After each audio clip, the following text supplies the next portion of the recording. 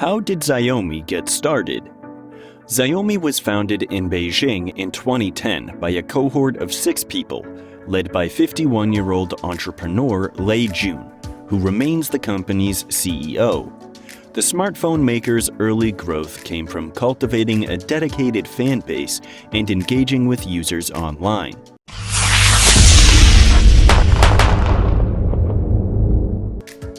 Rapid iteration made Xiaomi popular in the Android community. The startup could move so fast because its first product was actually software.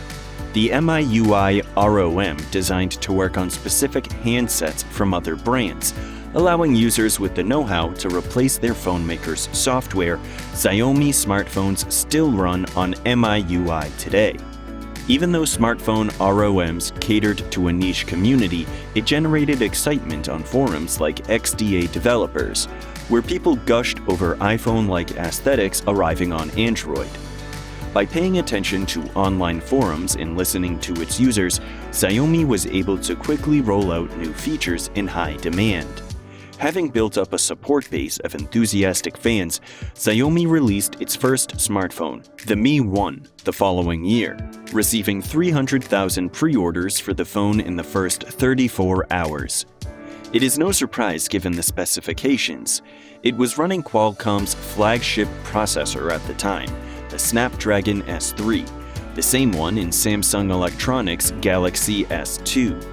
But at the price of just 1,999 yuan, US $300, it cost less than half of what its competitor was charging. Low prices and regular engagement with users made Xiaomi devices widely coveted. Xiaomi users were also very dedicated to their phones. By one estimate from Flurry, Xiaomi users spent more time using apps on their phones on average in January 2014 than iPhone users. Xiaomi also came up with a clever trick to control supply shortages and keep costs down.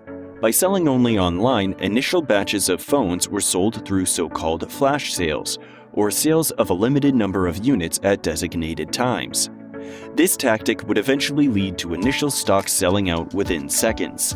The tight control on stock kept Xiaomi from guessing about demand for new handsets, ensuring they were only making what they could sell.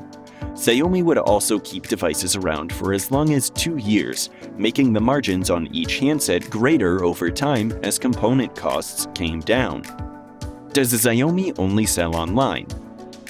In September 2015, Xiaomi opened its first brick-and-mortar location in Beijing, and it had a familiar aesthetic. Products neatly spaced out along wooden tables.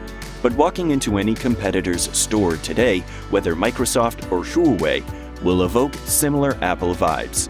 Xiaomi pioneered China's budget smartphone e-commerce model, but eventually growth would demand expanding beyond cyberspace for sales. As other brands would also find out, giving consumers a place to try products is a good sales strategy. Rapid expansion of physical retail in lower-tier cities is one method that allowed competitors Oppo and Vivo to overtake Xiaomi for a time in 2016. As Xiaomi expanded globally, its retail locations have also multiplied. It has been particularly successful in India, where it set a Guinness World Record for most stores opened simultaneously with 500 new shops in November 2018. Why does a smartphone company sell so many other things? Xiaomi was never meant to be just a smartphone vendor, Li said at the 2016 Summer Davos event in Tianjin. State-run newspaper China Daily reported at the time. Instead, we are aiming to offer consumers a wide range of products at affordable prices.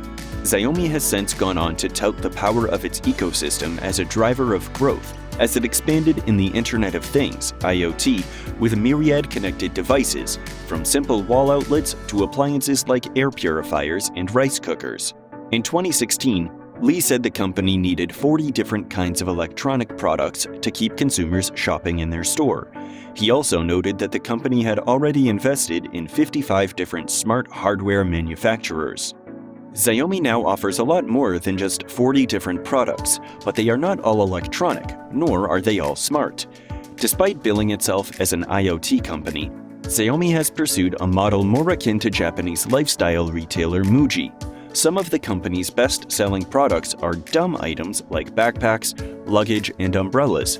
For a time, it was almost impossible to leave home in a Chinese city without seeing people everywhere carrying Xiaomi's iconic, boxy business backpack. The company's smart home ambitions are real though.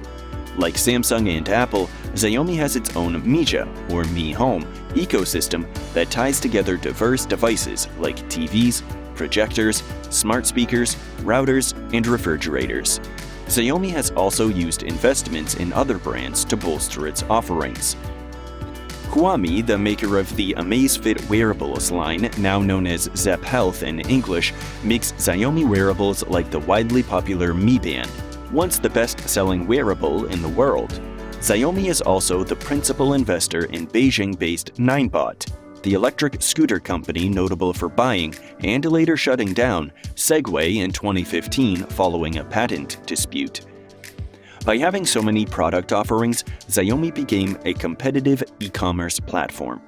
Li said in 2013 that it was China's third-largest e-commerce platform, something that does not hold true today amid fierce competition in China's e-commerce sector. Xiaomi sells through multiple platforms now, and it remains a popular brand for many products. How did Xiaomi become globally popular? With a name like Xiaomi, the brand's global recognition might seem counterintuitive. It is not pronounced the way many Western readers might expect, and the name, which literally means millet, is a reference to the idiom millet plus rifles, coined by revolutionary Chinese leader Mao Zedong, giving the brand an everyman appeal at home but not much cachet overseas. Yet Xiaomi's rapid rise in China helped it make one of its most consequential moves in 2013, hiring Hugo Barra. Before Xiaomi poached him, Barra was vice president of product management for Android at Google. His title at Xiaomi was vice president of international, serving as the global face of the Chinese brand. Barra was responsible for choosing new markets to expand to, starting with Singapore, but it was India, where millions of people were being brought online for the first time, that became the company's highest priority. Xiaomi has also managed to weather a backlash in India against Chinese technology brands better than many of its competitors. This is in part because of some clever marketing, spearheaded by Xiaomi India Managing Director Manu Kumar Jain, who was hired by Barra. Xiaomi now promotes its devices as Made in India, where it assembles many devices sold locally, although many of the components inside those phones are still sourced from China. It is now in fourth place behind Samsung, Apple, and Huawei, which has seen a sharp decline in shipments globally amid US sanctions, further opening the door for Xiaomi. Although Barra eventually absconded to Facebook to head its virtual reality efforts, he helped raise Xiaomi's profile considerably, leaving it in a good position for global growth.